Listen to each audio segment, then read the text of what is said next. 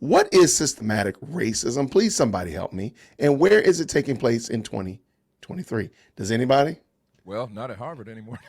Well, wait, we're going to talk about Harvard in a second. There's a good comment about Harvard in a second from Chris. What do you, anybody want to tell us where systematic racism is? Where's it going? I think I did a short, either it's already posted or it's going to post this week. Systematic racism is a catch-all that is kind of like whiteness. When you hear people say whiteness, you're like, well, what is whiteness? What is that? What is, I know what a white person is. I know what a white sheet set is. What is whiteness? And it's just this, it's a catch-all phrase that they say, basically anything that white people do. Anything that white people do, from sugar on the grits, then that's it. From to being on time. Being on time, that's it. From speaking a certain way, from driving a certain way, anything that white people do is whiteness. And then, of course, then the contrast would be you don't want to do that. So you want to do something different.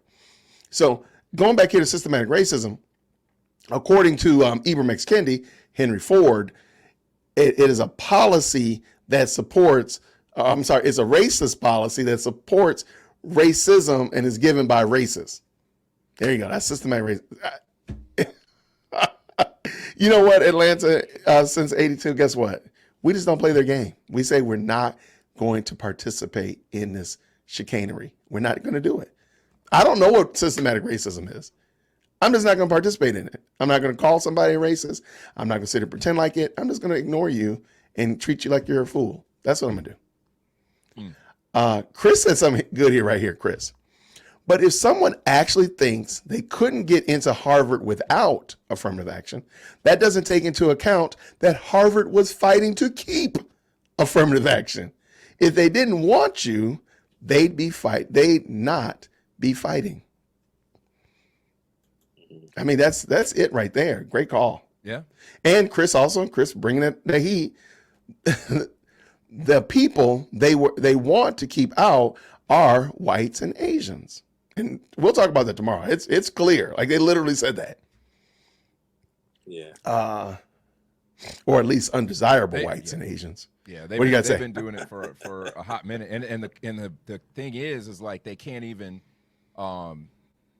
somebody may come and give me some stats that prove me wrong here, but I don't think they can do the whole socioeconomic thing with Asians either, because a lot of times it's like, okay, like, you know, you're oppressed if you're poor, et cetera, but not all these Asian kids are coming from wealthy families. They just out here working. They just doing it. Yeah. Same thing with folks coming from the Caribbean. Now in the Caribbean, maybe those folks come from wealthy families and that's how they got over here potentially. Like part of my family, half of my family is from the Caribbean. And it's a stat, man. Caribbean Americans out earn a lot of other ethnic groups, but they come here and they do the work because they're like, yo, it's all kinds of opportunity out here. I'm trying to grab it all. There you go. I need someone to help me out. The alphabet community has opened up Pandora's box by saying men can be women and have babies.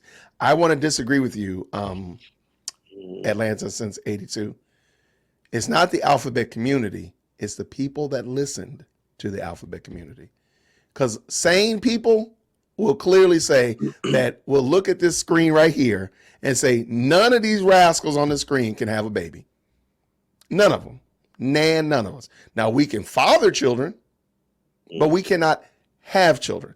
A sane person would have said that and would have said, if I was, wilding out that I think I could have a baby, they would say, bruh, you done lost your whole mind. Let's go ahead and get you in that little wagon, take you on down to the place, put you in that padded room till you get your mind right. But no, they refuse to actually address and say the clear and obvious thing. Now, granted, these people's emotions are taking them wherever they want to go, but it's logic to say, no, bruh, you cannot have a baby. You can't. It's really not. It's not discrimination. It's not, medical bigotry. No, it's not. Woo. Oh, wow. Medical bigotry. It's medical bigotry. What? That's a term? Yeah, because there were guys dressed up like women going to OBGYNs wanting services that only women can get with an OBGYN. And because they were getting turned down, because you got a whole Johnson down there and you want somebody to swab that and smear that? What the heck's wrong with you? So they came up with the term medical bigotry. And I've said this before. The whole point of this is to ruin women. The whole point of this. Because you don't see women fighting to get in the NFL. You don't see women protesting to be in the NBA or men's sports. You don't see women doing that. You don't see women turning themselves into men and saying, well, I should be the CEO of a company. They don't do that. You only see men doing that.